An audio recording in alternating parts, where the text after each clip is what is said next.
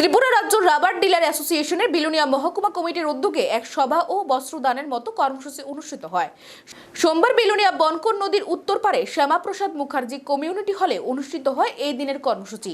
অনুষ্ঠানে আলোচনা রাখতে গিয়ে আগামী দিনে রক্তদান থেকে শুরু করে বিভিন্ন ধরনের সামাজিক কর্মসূচি করার পরিকল্পনা হাতে নেওয়া হয়েছে।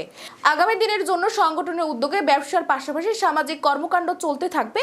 পাশাপাশি রাবার চাষীদের বিভিন্ন বিষয়ে সরকার যেই ধরনের সহযোগিতা করেছে তারও প্রশংসা জানান উপস্থিত অতিথিরা। বিলোনিয়া রাবার ডিলার অ্যাসোসিয়েশনের উদ্যোগে আয়োজিত কর্মসূচিতে উপস্থিত ছিলেন ত্রিপুরা রাজ্যের রাবার ডিলার অ্যাসোসিয়েশনের সম্পাদক সুব্রত সাহা, রাবার ডিলার অ্যাসোসিয়েশনের জেলা সভাপতি, বিভাগীয় কমিটির সভাপতি, সম্পাদক সহ অন্যান্যরা।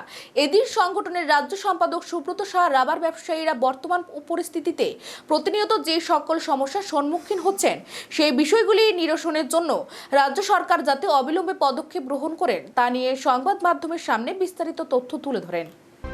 আমরা এই বিগত এক মাস ধরে বিশাল একটা সমস্যার সম্মুখীন হচ্ছি। চুড়াইবাড়ি গেটে গাঁজা নিয়ে আবার শুরু হয়েছে ব্যবসা।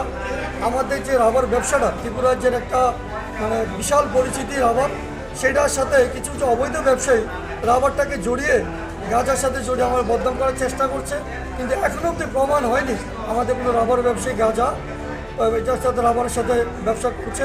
কিছু কিছু গাড়ির ড্রাইভার তাদেরকে লালচ দেখিয়ে, ভয় দেখিয়ে রাবারের সাথে সেটাকে করার জন্য এরা ভীষণভাবে উত্ত্যক্ত করছে। তার জন্য চুড়াইবাড়ি গেটে পুলিশ প্রশাসন থেকে যাই হোক, ওরা আমাদের গাড়ি 5-7 দিন ধরে লাইনে দাঁড় করিয়ে এটাকে আনলোড করে তারপর আবার লোডিং করছেন। সেটা বিশাল লাইন দাঁড়িয়ে গেছে। ড্রাইভাররা, কোনো ড্রাইভার গাড়ি মাল নিতে চাইছে না। ট্রান্সপোর্টাররা বলছে আমরা মাল নেব না, কারণ দীর্ঘদিন লাইনে দাঁড় করিয়ে থাকতে হয়। জিএসটির ওয়ে বিলের মেয়াদ শেষ হয়ে যায়, সেটা নিয়ে আমরা বিশাল সমস্যার সম্মুখীন হচ্ছি।